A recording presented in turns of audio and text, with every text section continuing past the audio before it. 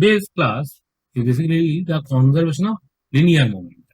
Okay, because I am discussing about the linear momentum part, but there is another part of the momentum, that is the angular momentum. We'll discuss about that in the later part of the mechanics. So today we'll discuss about the conservation of linear momentum, and linear momentum is what? This is written by the P symbol. What is P? That is equals to mass into velocity vector. Okay, that is the momentum that we know. Okay. Now how? So there are different segments in which we apply this concept. The first is like this. This is called the neutron straddle. Okay. So whenever there is one ball is hitting another ball, so what we can observe that this is the ball is hitting the A. So there is no disturbance of the A, B, C. These three balls. Only the last ball is moved. Okay. That means there is some kind of momentum being transferred from the first ball to the last. Again, the momentum is transferred from the last ball to the first ball. Okay. Now, why this is happening? How much amount of momentum will transfer, and what is the different types of movement? So we can almost calculate that. In the second situation, here again the same thing. Once we hit the marbles, so what we can see that if I throw the two marbles together and it will hit by the four marbles, so again from the fourth set of marbles, another two marbles will move forward. Okay. That means the momentum is being transferred, and the momentum is transferred in such a way so that if I say there are two marbles, so from these two marbles, again in this set of four marbles, in this particular set, there are four marbles. So front two will be moving again, and remaining four will be attached together. Okay, that means now the momentum will be transferred again. Like this way, during the explosion of the bomb. If there is a cannon, if I fire the cannon ball, then what happens? The cannon ball is moving in this direction like that, and cannon is moved back. So why it is moving backward? Because of the transfer of momentum. So it is another type of application. So like this is the when the gun is being fired, what you can observe that. So the momentum with which the bullet is being moving. So let us say I fire a gun, and the momentum of the bullet is in the forward direction. Okay, so once we fire the bullet, so bullet is moving with some momentum, and the gun is also moving with opposite with some momentum. So that momentum creates a recoil velocity. What is that recoil velocity? That is the velocity with which the gun is moving backward. Okay, so you have to calculate that. Again, this is the kind of explosion of bomb. So whenever we explode a bomb, so then what happens? There are different particles. So all particles will perform a projectile motion. Okay. So let us say there are n number of segments of the bomb has been created. All the segments are moving in different direction, like different projectile movement. Okay. So as a whole, so what you can do, you can allow the conservation of linear momentum over here also. So these are the different segments in which you have to apply this concept. Now, what is the concept? So concept lies in the calculation of center. So earlier, so once in the first segment we calculate how the position of center of mass being calculated. Okay. So in that situation, what you write? The R center of mass, that is equals to M1 into R1 vector plus M2 into R2 vector plus divided by M1 plus M2 plus M2. So that is the concept of calculation of R position of the center of mass. That is the position, location of the center of mass. That is this point. Okay. If I say, if I differentiate this, so what I am getting that ddt of RC, that gives the velocity of the center of mass. Okay. That means that is equals to M1 V1 plus M2 V2 plus divided by M1 plus M2. Okay. If I further differentiate it, okay, if we further differentiate it, that means we are getting the acceleration. Acceleration is how much? M1 into A1 plus M2 into A2, like this way. Okay, divided by M1 plus M2. Okay. Now in the denominator, what is written? That denominator term is nothing but the total mass of the system. So this part is the total mass. So can I write that is equals to M1 A1 plus M2 A2 plus divided by M total. So if I cross multiply this, that means M total into acceleration of center of mass. That should be equals to our M1 A1 plus M2 A2, like this way. Okay. So this number is what? This number is according to Newton's second law, what you can say, the net force acting on the system. Why? Because net force equals to mass into acceleration. Okay. So I conclude that F net equals to this much number in total into acceleration from mass, and that is equals to M1 A1 plus M2 A2 plus that this thing. Now if if I propose that F net equals to 0, if I assume that net force acting on the body is 0, then I can conclude that this part is essentially equals to 0. Nah. That means M1A1 plus M2A2 plus this number, that must be equal to 0. That doesn't mean the A1 is equal to 0 or A2 equals to 0. So that is not. Okay. It is not true. Why? Because if I say there are two particles, there are two charged particles. One is the positive charge and another negative charge. Okay. Let us say both are positive charge. If I make it close to each other, then what happens? They will repel each other. Okay. So ultimately they will repel each other. That means they are both are moving with different acceleration. So let us say this is moving with A1 acceleration, this is moving with A2 acceleration. But as a whole, on the entire system, net force is 0. Why? Because this is the repulsive force acting on this. This is the repulsive force acting on this. Can I say net force equals to 0? Yes. Net force on the system is 0. But what happens? The acceleration, individual accelerations are not. That means what you can conclude that if F net equals to 0, that means individually M1, A1, A2, A2, that number is equals to 0. That means one acceleration will be positive and another acceleration must be negative, so that M1, A1 and M2, A2 must be together equal to 0. Okay. Okay.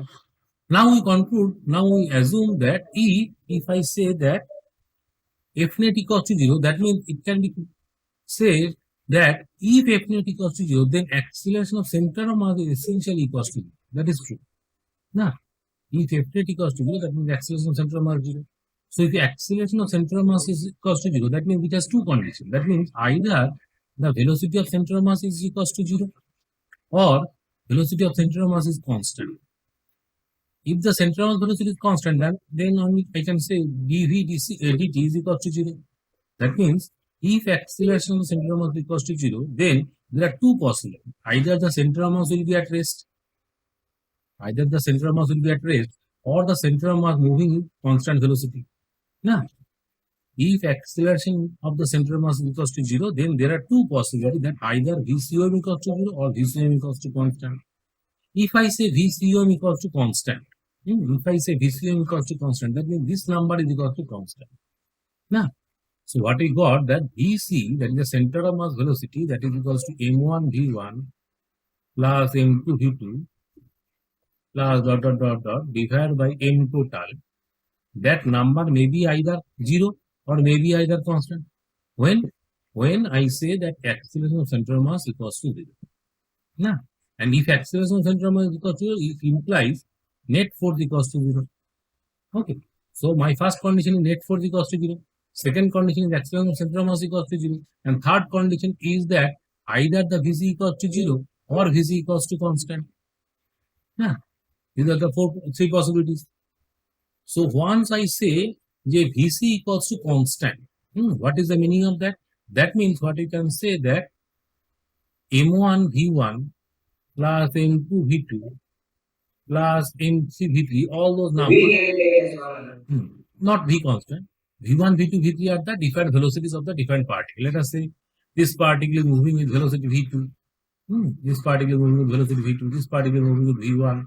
So different particles are moving with different velocity. Okay. M3 velocity V3.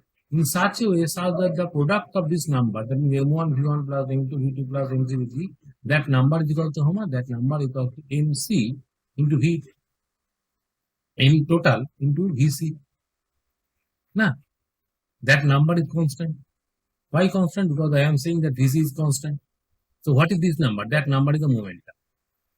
M1 V1 plus M2 V2, that number is momentum. That means if I say this is the initial momentum, that means initial momentum is constant.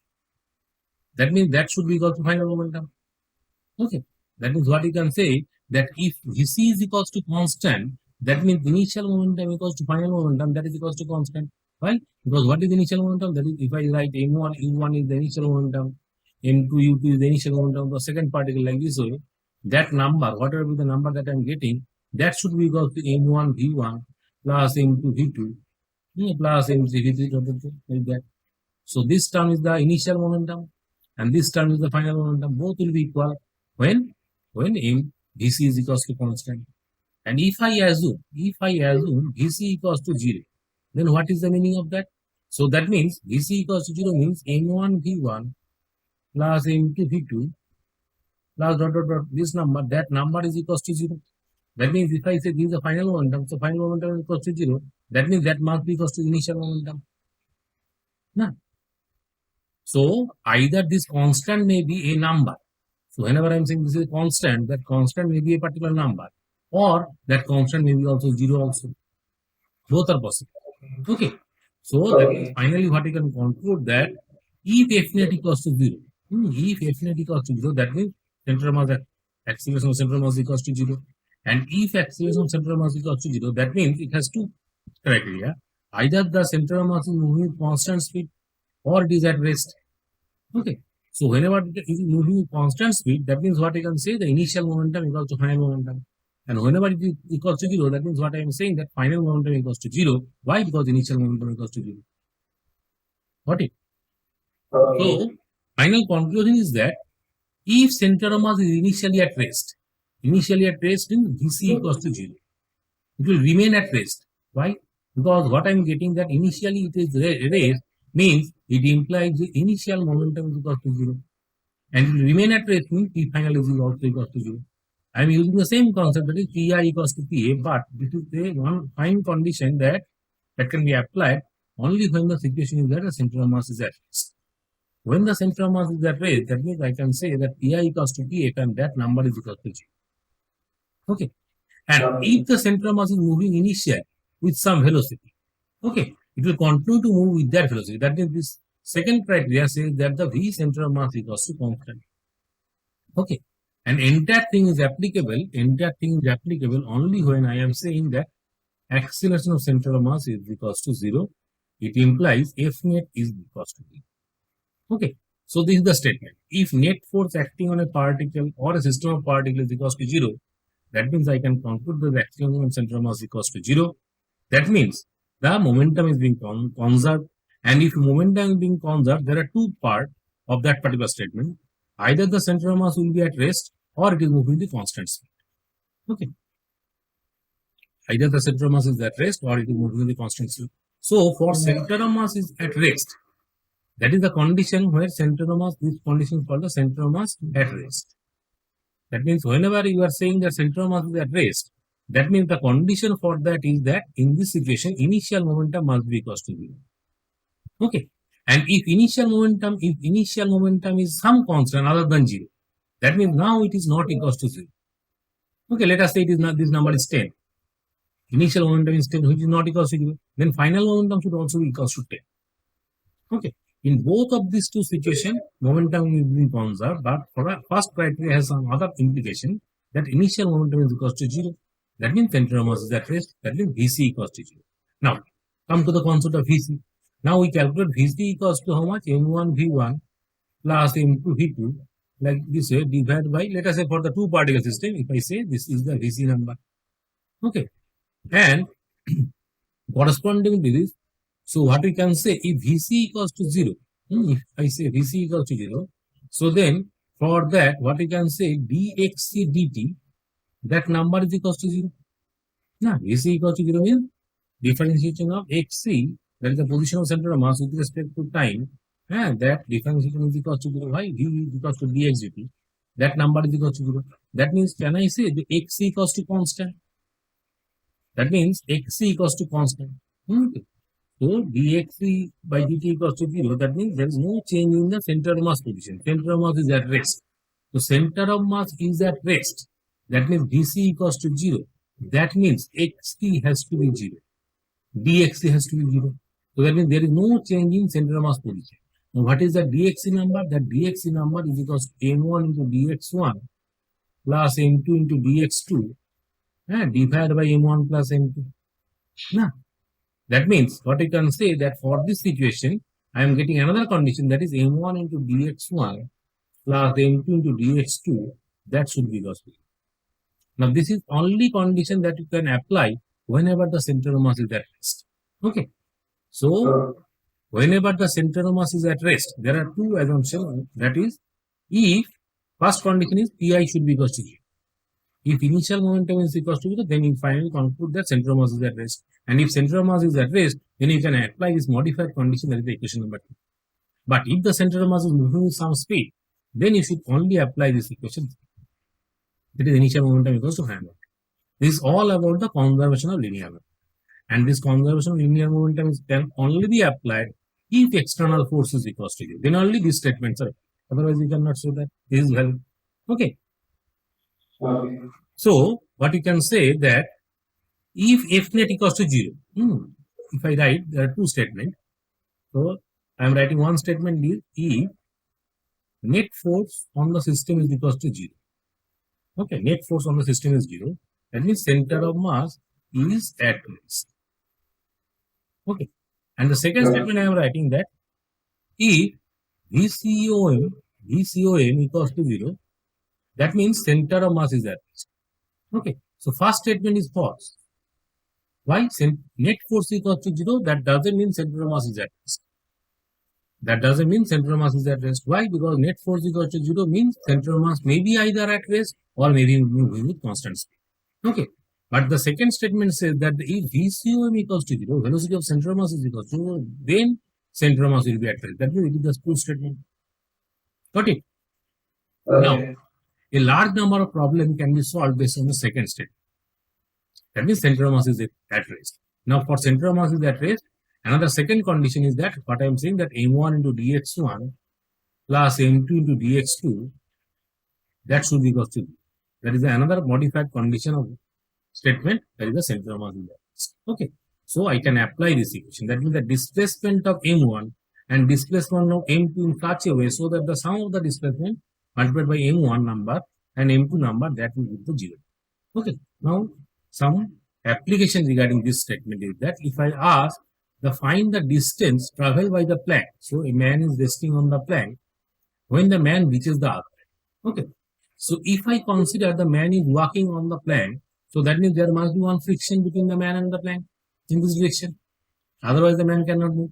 And because the friction is acting on the forward left direction, backward direction on the man, the similar friction is acting on the plank in this direction. Okay, so if I individually consider the man, so for the man, friction is there. For the plank also friction is there. That means I cannot say the net force on the man is 0, or I cannot say net force on the plank is 0. But as a whole, if I take the man and plank as a system, then for the system, can I say the net force equals to 0? For the system, net force equals to 0. Why? Because the friction force will be cancelled out. Okay. And if I say for the entire system, the net force equals to 0, then we can apply the conservation linear. And another, looking into the problem, what you can say that initially the man is at rest. Initially man is at rest, and now after that it moves. That means initially the man is at rest, means initial momentum equals to 0. So F net equals to 0, initial momentum equals to 0. That directly concludes that the center of mass at rest. Now, center of mass is at rest. That means what you can say that m1 into dx1 should be plus m2 into dx2 should be equals to 0. So that is the condition that you can apply for this particular situation. Now, the question is being asked that if the man starts from point A and it moves up to point B. Okay, so find the distance traveled by the plank when the man reaches the other end. So once the man is trying to move from point A to B, so man is moving forward, so plank has to move backwards. Okay, let us say after some point of time when the man reaches the point B, then the plank is moved to this much distance. Let us say this is the distance moved by the plank by x. Okay, x is the displacement of the plank. Okay, so what is the actual displacement of the man then? So if the plank will be at rest, then man has to move by a 20-meter distance. Okay, but now the plank is moved by x distance, so displacement of man is in this direction. That is, if I say dx1 number, that should be how much? That should be equal to 20 minus x. Okay, and this number is nothing but our dx2 number, the displacement of the plank. So if I apply this formula, that is m1 into dx1, m1 is 50 kg, into dx1 is 20 minus x, plus m2 is how much? m2 is 10 kg given. That should be equal to dx2, but that dx2 is in the opposite direction, that is negative. So minus dx2. That should be equal to 0. Okay. So not dx2, that is xn. So I have said the dx2 number is x. So I am taking minus x. Why? Because the plank is moving in the opposite direction. So that means it gives 50x plus 10, it means 60x equals to 50 into 20. So I am getting x equals to how much? 50 into 20 by 60. That is 50 by 3 meter. Okay, so 50 by 3 meter, I am getting the positive number. So that means whatever the direction that I have assumed that the plank has to move in the opposite direction, that is correct. Okay, so this type of problem are to be solved using the concept of center of mass is at rest. Okay, so concept is that center of mass is at rest. Center of mass is at rest means I can apply this concept. That is m1 into dx1. dx1 is what? Displacement of m1. And dx2 is what? Displacement of m2. Okay. So moving on to the next situation, let us say now I am saying there are two masses. Okay, so initially the entire system is at rest. Okay, in all this problem that I am saying that initial momentum is equals to 0 and F net equals to also 0 because this man is moving in the forward direction. That means on this friction in this direction, let us say F1. Here the friction will be F2 in this direction. But on the plank there will be one F2 in this direction. On the plank F1 will be on this direction. Okay. So as a whole, if I take the entire system, then the friction will cancel out and ultimately net force on the entire system will be equal to 0. Okay. Now I am going to check. So find the distance traveled by the plank when both of them reaches at the midpoint.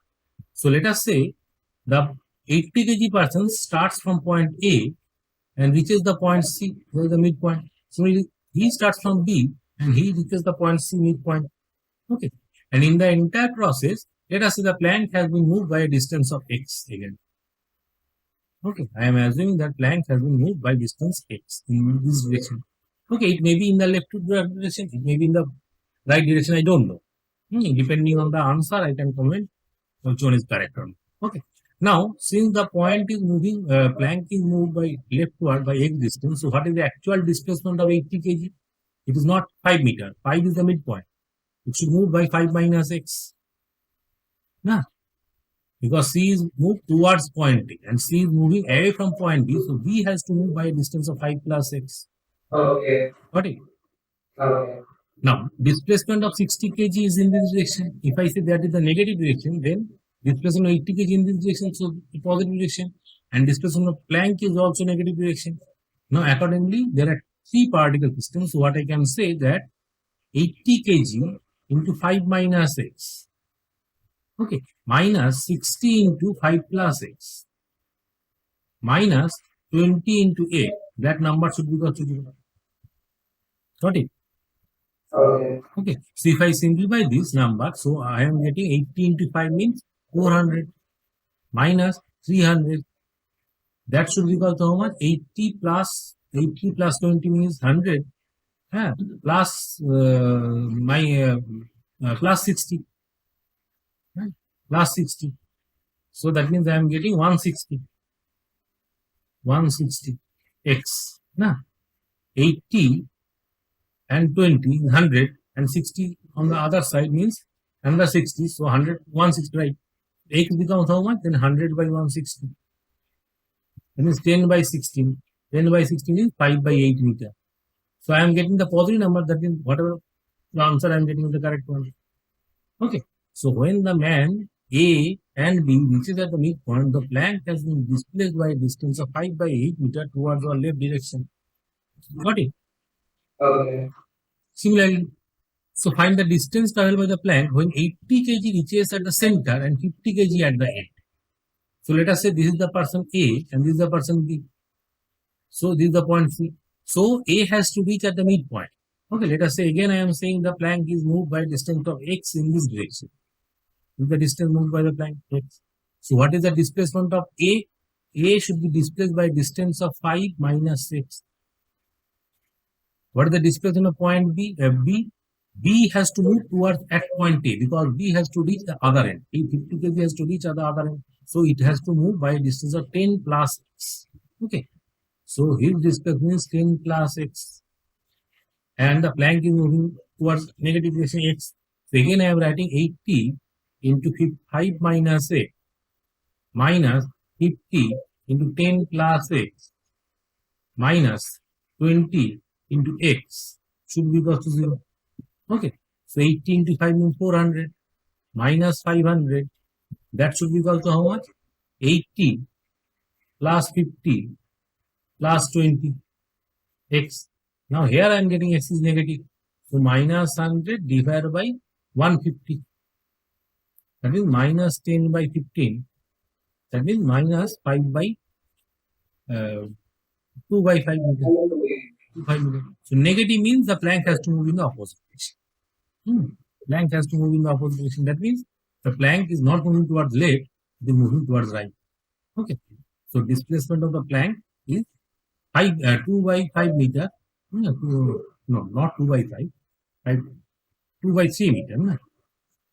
2 by 3 meter. So displacement of the plank is 2 by 3 meter towards right. Towards right. Because I am getting negative answer, so it should be right. Okay. So this is how you can solve. Now this is how you can solve it. So this is one variety of problem. Now coming to the next variety of problem, applying the same concept over here. So now so far what we assume that what is the net force? Net force is 0 along the x axis. Now, so in all this problem, what we say that net force is 0 along x direction. But net force is not equal to 0 along the y direction. Why? Because along the y direction, the weight of the body is acting. Mass is acting, mg is acting. It is not equal to 0. Now, understood? So there is no net force 0 along the y direction. So along the direction in which the net force equals to 0, along that direction only you can apply the conservation of linear. Okay. So along the direction in which you are getting the net force to be 0, along that particular direction you can apply the conservation of linear. Now come to this situation. Here, find the distance traveled by the OH. OH means this blue colored thing when the block reaches the bottommost point. So if I release the block, it is a frictionless surface. The block is moving in this direction. And because of this normal force acting on this weight, so if I say the normal force acting on the weight is in this direction, the normal has component in this direction. Okay. So because of this horizontal component of the normal force, the OH will be displaced by in this direction. Let us say the OH is displaced by x distance. Let us say the OH is displaced by the x distance. So ultimately, this is the shape of the OH. Let us say the OH is moved by distance of x. Okay, this is the displacement of the x. X is the displacement of the OH. Now, in this entire thing, net force along x direction is 0. Why? Because the weight is acting vertically downward.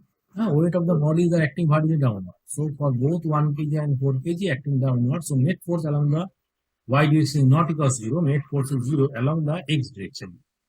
So along the x direction, I can apply the conservation of linear momentum. And in this situation also, initial momentum equals 0. That means our conclusion is that the center of mass, dCO, will be at 0. That means it is at rest. So I can say that m1 into dx1 plus m2 into dx2, that number should be equal to 0. So what is the dx1? dx1, let us say that 1 kg is displaced by how much distance? So if the weight is not moved, so what is the linear distance of the 1 kg? That should be 4 meter. Okay, if the 4 kg is not being displaced, then what is the linear displacement of the 1 kg? It is 4 meter. But 4 kg has been displaced by a distance of 1 meter, x meter. So this is the actual displacement. So what is that? That is 4 minus x. Okay. So 1 kg is moved by 4 minus x. 1 kg displacement 4 minus x. So 4 kg is moving in the opposite direction. So minus 4x. That should be equal to 0. Okay. So that means x equals to how much? 4 by 5 meter. X equals to 4 by 5 meter. So displacement of the OH is 4 by 5. Got it? Okay. Understood? Yes. Moving on to the next situation. Here there is a ring. Through that ring with a thread, a mass is being attached. Okay. Initially, this is the system. So you are asked to calculate the distance traveled by the bead. So what is that bead? That is the bead. This is the bead. So distance traveled by the, when the string makes an angle 37 degrees with horizontal. So once you release this, then what happens? The bead will move in this direction. Bead will move in this direction, and ultimately the ring will be moved in this direction. Okay. So 2 kg will fall. 2 kg will fall, and ultimately one point will come when the displacement of the 2 kg is over here. Let us say this is the position of the 2 kg mass. and because of that, this is the displacement x. I want to calculate this x number. Okay. So for that, I have to check in which direction the force is being balancing. That is the net force is 0. Let us say this is the bead part. This is the bead. And with that bead, the string is being connected. So at any position, let us say this is the mass being connected. Okay. So for the mass, the 20 kg is acting downward. Okay. For the bead, the 10 kg is acting downward because the bead mass is 1 kg. So it is not given. So let us say bead mass is 1 kg. So 10 kg mass is acting downward. Okay. So tension in the string is in this direction T. In this direction tension is T. Here there is one normal force will come in the bead part. Okay. So in this entire situation, net force along x direction is how much? Net force along x direction having the component of only T. So T has one x component in this direction. This T has one component of x in this direction. Okay, this is the x component of tension. This is the x component of tension. Okay, so for this entire system, can I say the net force along x direction is equals to 0? Yes, that is tension and okay. That is the center of mass is again initial momentum is 0. Okay, so we can conclude that the VCOM center of mass velocity along x direction is equals to 0. Okay, why? Because net force along y is not equals to 0. Net force along y is not equals to 0. So now if we draw the geometry, so let us say initially this is the position of the bead and the block. Okay, after some point of time, once the string is making an angle 37 degree, so let us say the bead is over here. This is the new position of the bead, and at that position, let us say this is the position of the object, not that position. Let us say this is the new position of the object. Okay, got it?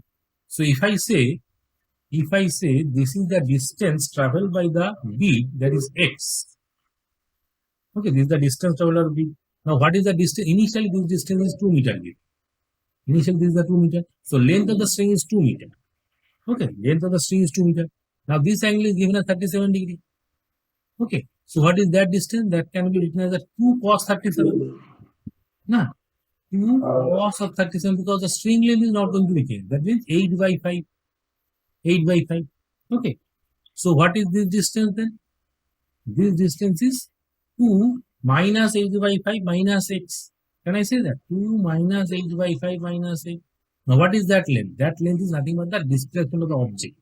So this is displacement of 2 kg. Nah. And this is the what? This is the displacement of 1 kg. Okay. Along x direction. So these two displacement has to be taken into account.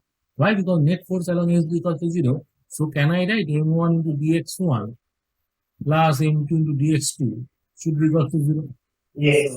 Okay, now what is m1? m1 is 1, dx1 is x, m2 is how much? m2 is 2 kg and dx2 is opposite direction. So I put a negative sign. So it is 2 minus 8 by 5 minus x. That should be equal to 0. Okay, so x then plus 2x should be equals to how much? 4 minus 16 by 5 means 4 by 5. That means x is equal to 4 by 15. 4 by 15 meter. Okay. So this is the displacement of the bead. Understood? So every time you have to take care about the forces which are acting in the different direction and accordingly you have to solve the problem. You cannot blindly allow the momentum conservation along x direction or along y direction. So simply assume the defined forces and analyze in which direction the force is equal to 0. Okay, and accordingly and along that direction only you apply the conservation of momentum. And in all this problem we apply the same concept, that is the initial momentum equals to 0, and for that only center of mass VCOM will be at rest, that is equals to 0. So that means I can apply this concept. So this is a concept. Okay, so you have to apply depending on the situation to situation. Okay, so if the center of mass is moving, that means if the velocity of the initial situation is somewhat given, that means I cannot apply this concept. So this concept is only valid whenever the center of mass is at rest, not in the situation where the central mass is moving. That means if the initial momentum has some kind of value, we cannot apply this concept. If the central mass is at rest, then only I can apply this. Okay.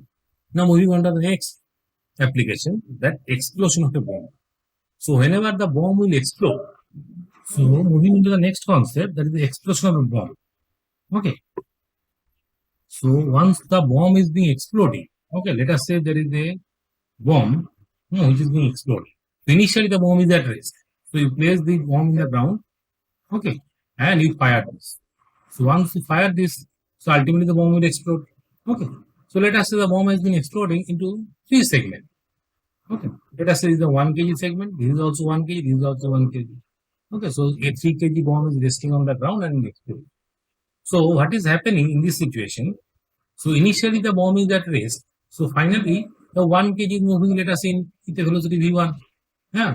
This 1 kg is moving with a velocity vector v2. And then it should move with a velocity v3 like this way. Okay. So in this situation, I can apply the conservation of momentum along both x and y. Why? Because whenever the internal explosion takes place, so all the different forces are active. Okay. So if I say this is a bomb, so whenever the bomb is exploded, inside that, because the chemical reaction, the force will be acting in the different direction. Force will be acting in the different direction. So if I take the resultant of all the forces, so F net along x direction or F net along y direction will cancel out. Because all the component of forces are arranged in such a way so that the net force along x direction net or along y direction is also 0. So that means in this situation, both the forces along x and y remain the same. That means I can apply the conservation of momentum in both the situation. So whenever the bomb is initially at rest and it explodes, so I can apply the conservation of momentum, that is Pi equals to P final along x direction and Pi equals to P final along the y direction. Both can be applied.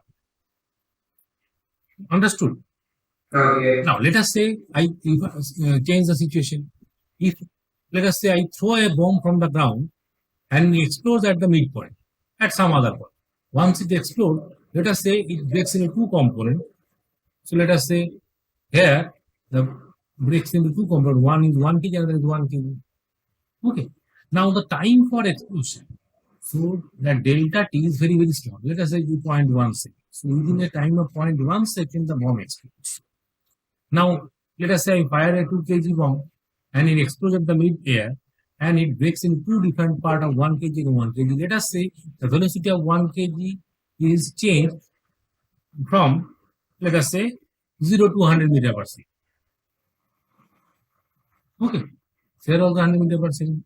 So can I say that 100 meter per second velocity is achieved in 0.1 second? Yes, sir. Yeah. So acceleration of this 1 kg mass will be how much? 100 by 0.1. That means 1000 meter per second square. Okay. Corresponding to that, what is the force acting on this? Force acting is 1000 Newton. Now, force acting on this is 1000 Newton. So 1000 Newton is very large force. I cannot neglect that. I cannot say net force is zero. But if I consider the weight of the particle, so what is the weight of the particle? That is 1 kg. For this 1 kg particle, what is the weight? 1 kg like 10 Newton. Okay. Now, corresponding to 10 Newton, the 1000 Newton is very large. So, can I say that for this 10 Newton is acting y direction? So, now the net force along y is equals to 0. No, because 10 Newton is very low force. And that 10 Newton is acting along the y direction. So, now in this situation, I can say that net force along y direction is almost 0. So, now the center of mass, momentum can be conserved only along the y direction. P final equals to P initial, and that can be applied along the y direction. Understood? Okay. So this is the concept. So you have to understood that in which direction the momentum can be applied, conservation of momentum can be applied. Okay. Net force may not be zero in both the situation. Net force may not be zero in both the situation. And in that situation only, what you can say that the momentum can be conserved only along the direction in which the net force equals to 0. Okay. So for the second situation, net force can be conserved only along the y direction. So momentum is conserved along the y direction. So let us say the bomb explodes in 2 pieces. Mass of m by 3 and 2m by 3. The speed of the smaller mass is v0. Then we find the speed of the bigger mass. So initially the bomb is at rest. So that means Pi equals to 0. So Pi equals to 0, conclude that P final must be equals to 0. Okay. So m by 3 moving in this direction. So momentum of this m by 3 is how much? M v naught by 3. And that should be equal to the momentum of the 2m v naught. So if the particle moving with v speed, so momentum should be equal to 2m by 3 into v. Okay. So final momentum is how much? Final momentum is basically m v naught by 3 minus 2m by 3 into v. Okay. And that number should be equal to 0. So from that what I am getting, v should be equals to in v naught by 2. Okay. So this is the velocity, this is the second particle, that is 2m by 3 should be. Okay. So answer is v naught by 2. Got it? Since the particle is at rest, initial momentum is 0, so final momentum has to be 0. Initial momentum is 0 means final momentum has to be 0, and final momentum should be such that if I take this number is positive momentum, this should be a negative momentum. No? So ultimately arranging this, I am getting the answer is v naught by 2. Now moving on to the next situation. Now here he fired a bomb with a velocity of 10 to 2 meter per second at a 48 degree. Okay.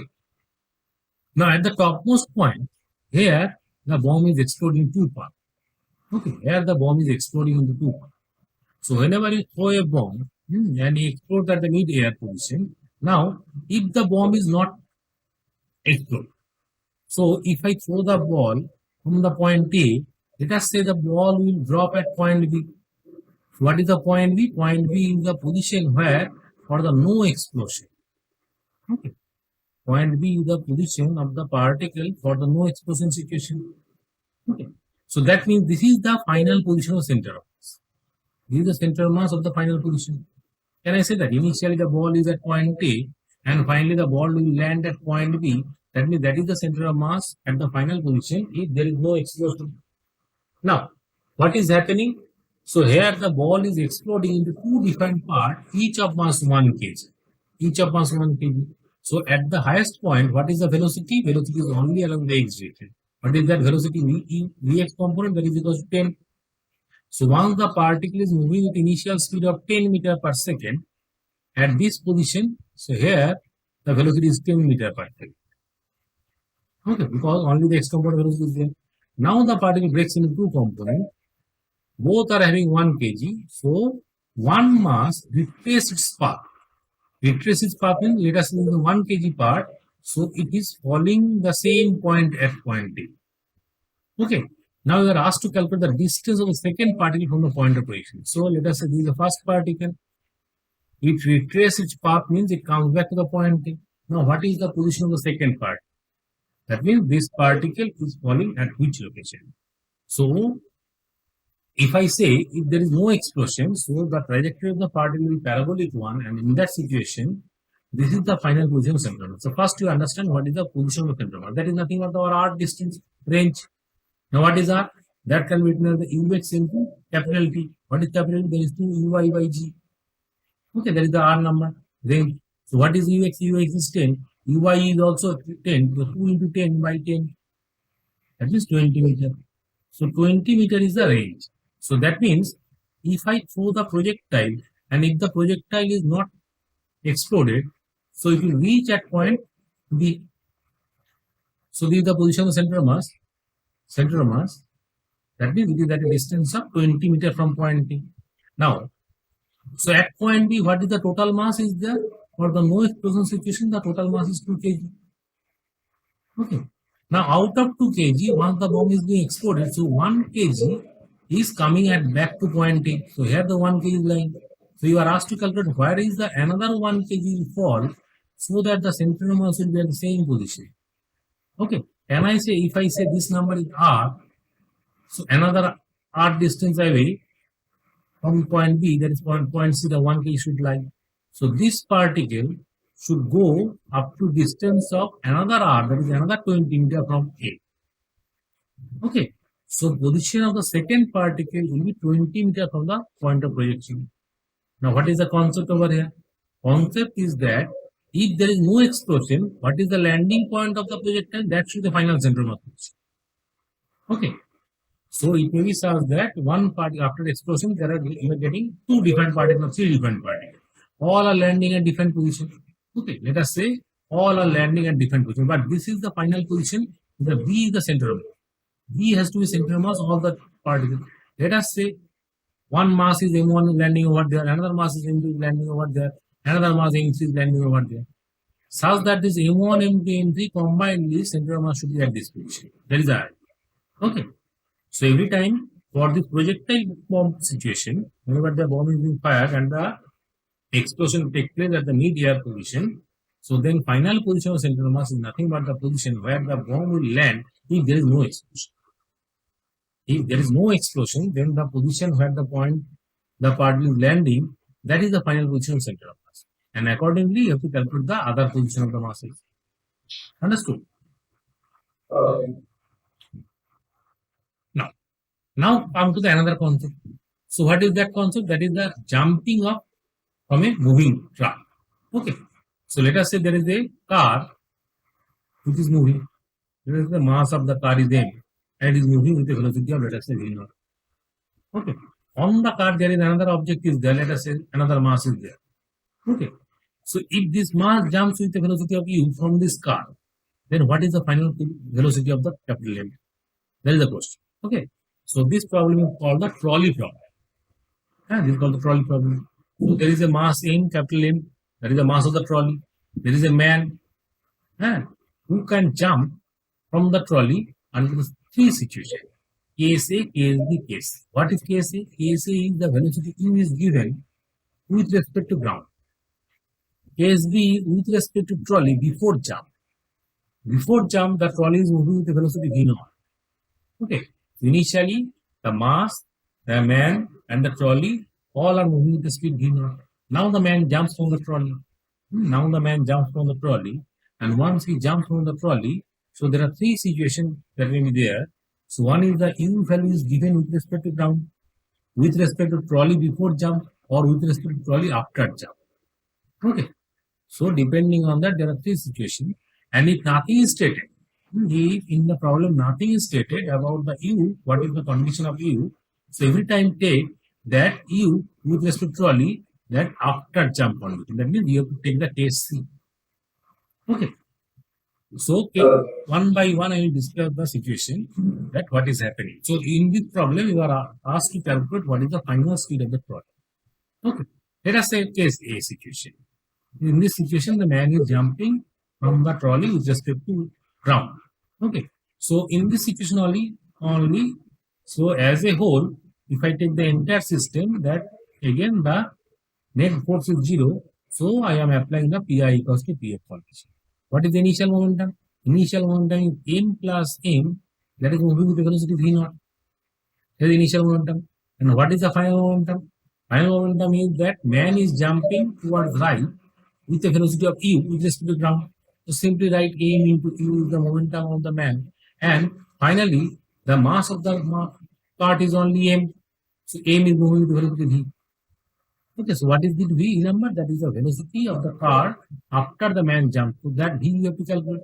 What is that v number? That is equal to m plus m into v0 minus m into u divided by capital M. That will be your answer. That is the answer for the case A. Got it? So when the man jumps from the car with the speed u, which is with respect to ground. Okay. Now come to the second situation when with respect to trolley before jump. So u is given. So u is basically velocity of man with respect to trolley. Now, so that means it is also Vm minus Vt. Now, so I want to calculate the Vm value. Why? Because that is the velocity of man with respect to ground reference frame. This is also ground reference frame. So what is the velocity of man with respect to ground reference frame? That should be equal to Vmt plus Vt. Now, what is Vmt? Vmt number is u number. That means u plus Vt. Now, what is Vt? Vt is the velocity of the trolley before jump. And before jump, it is u plus v0. Why? Because before jump, the trolley is moving with the velocity v0. So, this is the velocity of the man with respect to ground. So, every time whenever I am applying the conservation of linear momentum, take the velocity component with respect to ground. So, now in this situation, what is happening? Let us initial momentum. Initial momentum equals to how much? Capital M plus small m is moving with the velocity v naught. Initial momentum. Final momentum. The man should be m into u plus v naught, not u. Not u.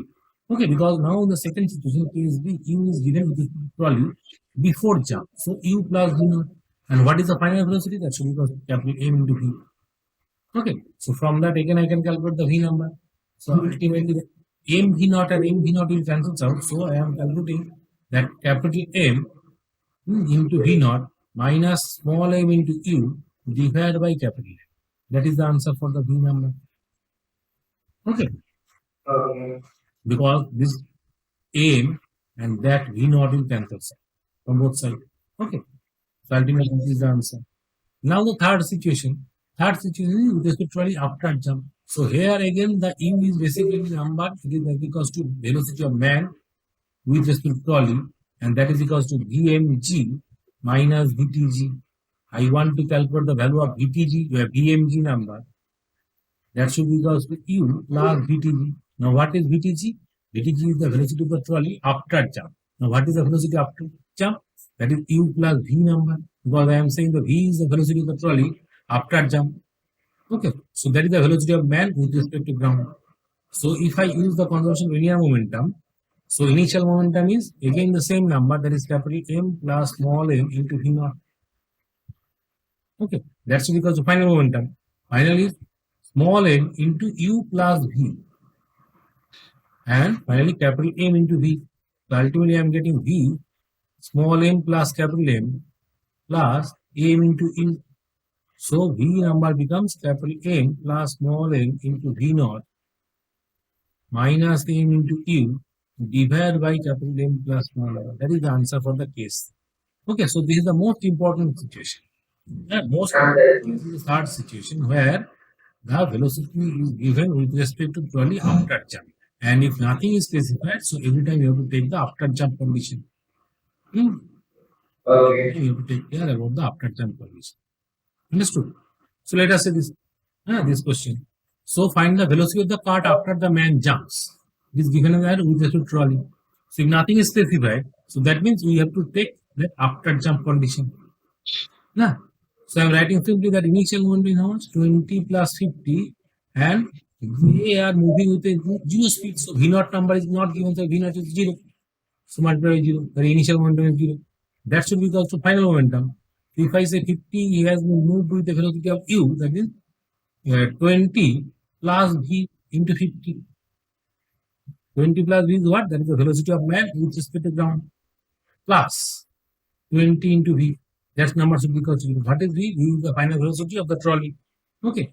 So from that I am getting that v number should be equal to minus 100 by 7. Minus 100 by 7. Okay, so negative. That means that once the man jump, the trolley will move in the opposite direction of the velocity v is equal to 100 by 7 meter per second. That is the answer. Got it? Okay. Nothing is specified means every time you have to take care about the after jump. Now, there will be two men. So first, the 50 kg jumps. First, the 50 kg jumps with a speed of 20 meter towards right with respect to the trolley. Okay? And after that, 80 kg jumps to the left with 20 meter with respect to trolley before jump. So for this situation, I should use the after jump condition. For the first one, you should use the after jump condition because nothing is specified clearly. So take the after jump condition. Okay. So you are asked to calculate the final speed of the trolley. So that means in this situation, you have to write the conservation of momentum equation in 2 times.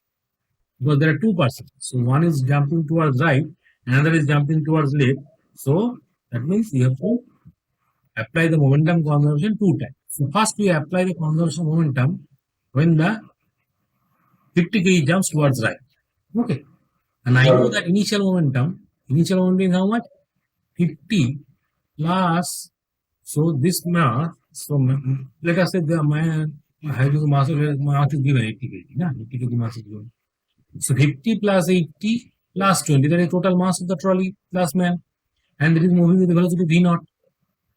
And they are moving with the velocity v naught, that is the initial momentum.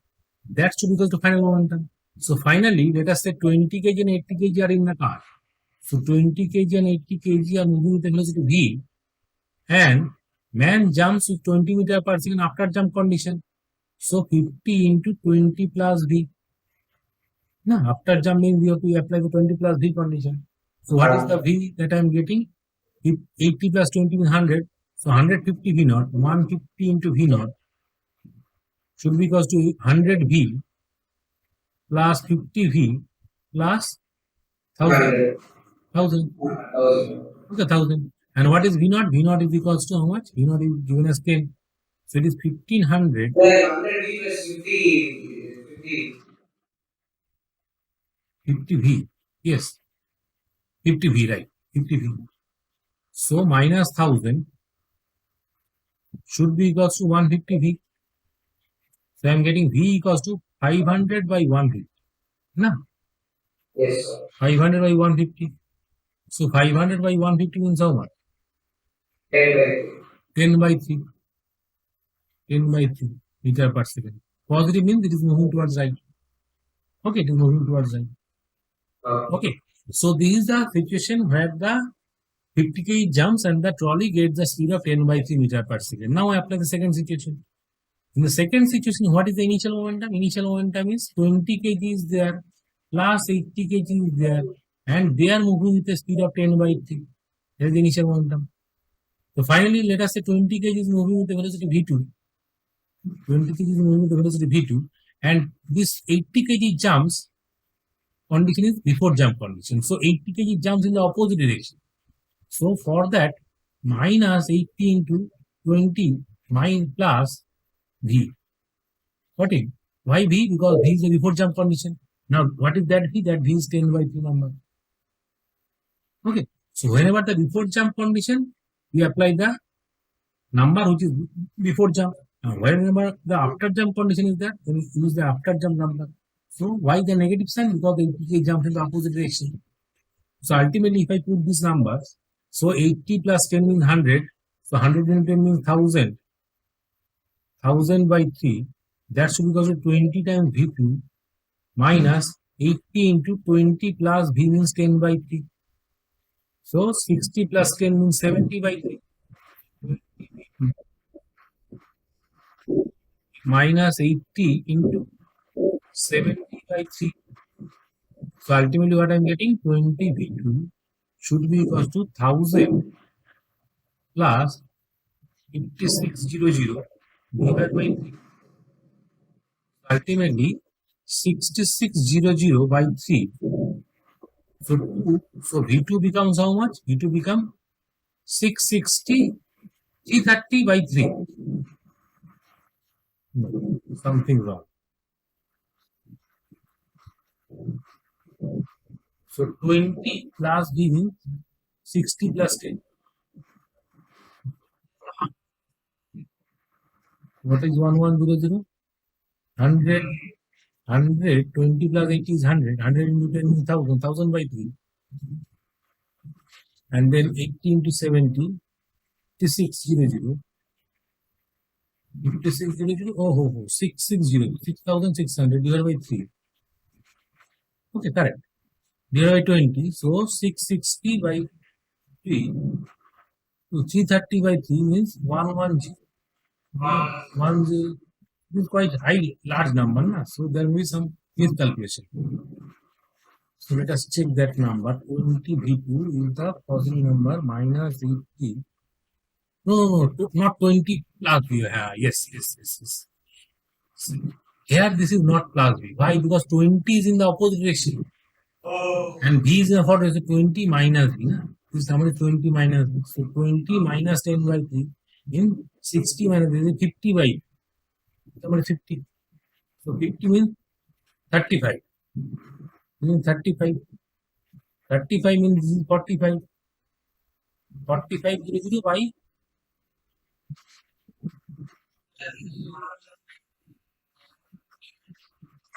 75. That is correct. That is correct. Okay. That is correct. Okay, forget about the number. Think about the calculation part. Okay. How am I applying the concept? So sign is very important. If the man is jumping the forward direction, the momentum is forward.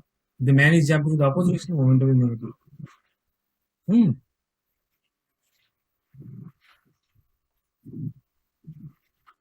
Now come to the concept of the firing of gun and bullet. Okay. So whenever the bullet is being fired from a gun, so there are two situations. If the bullet, let us say the mass of the bullet is smaller. Okay. Now in the question it is given that bullet is fired with a velocity v0 and that v0 is named as the muzzle speed. You know the muzzle speed. If this statement is given, so that means you have to understand that v0 is nothing but the velocity of the bullet with respect to gun after firing first. That is after jump. Okay. So muzzle speed, if the statement is written, that means we assume always that this is the velocity of bullet. Velocity of bullet after fire. After fire. Okay. That is the meaning of the muzzle speed. Got it? So same, that means that is the case C. Case C. Okay, case C means the trolley jump problem. In trolley jump problem, I also say that there is after jump condition. So in this equation, it is after jump condition. Okay. Let us say there is a bullet and the gun. Okay. And mass of the gun, if I say capital M, and the bullet is there whose mass is small m, and bullet is fired with a velocity v0, and that is the muzzle speed. Let us say. Okay. If muzzle speed is not given, so let us say the velocity of bullet is only given, that means you assume that the case number A. Okay, that is the velocity of the bullet with respect to ground. Okay. So initially, let us say the gun is mounted on a car and the car is moving with a speed of, let us say, v. Okay. So initially, the entire system is moving with a velocity v. So what is the initial momentum? That is capital M plus small m into v. Okay, that is the man is on the trolley and the trolley is moving. Same situation. Man is on the trolley and trolley is moving with a speed v. So initial momentum is capital M plus small m into v1. That should equal to final momentum. So after that, you want to calculate what is the velocity with which the gun will recoil. So let us say gun is getting a final velocity of v2. So you want to calculate the v2 number. What is the velocity of the gun after the bullet has been fired? That is the velocity of the trolley situation. So let us say capital M into v2. And what is the small m number? Small m momentum is small m into v0 is the muzzle speed plus after firing is v0 plus v2 number. Got it? Okay. Because this is the case C I am doing. So that means v2 take down, that means capital M plus small m plus m into v0. So ultimately what I am getting, that v2 number equals to capital M plus small m into v1 minus m into v0 divided by capital M plus small m. Okay. That is the answer for the velocity of the gun. Once you fire the bullet with the muzzle speed given. Understood? Yes, sir. So in this situation, so you have to apply the concept of same trolley problem. You are applying the same concept of trolley problem, but that is for the case number C. Okay. Okay. Only for case number C. Okay. So that's all for today. Next day I will start another concept. Okay. So go through this slide first. Okay. Yes. And tomorrow we will discuss the next topic. Okay. Bye then. Thank you.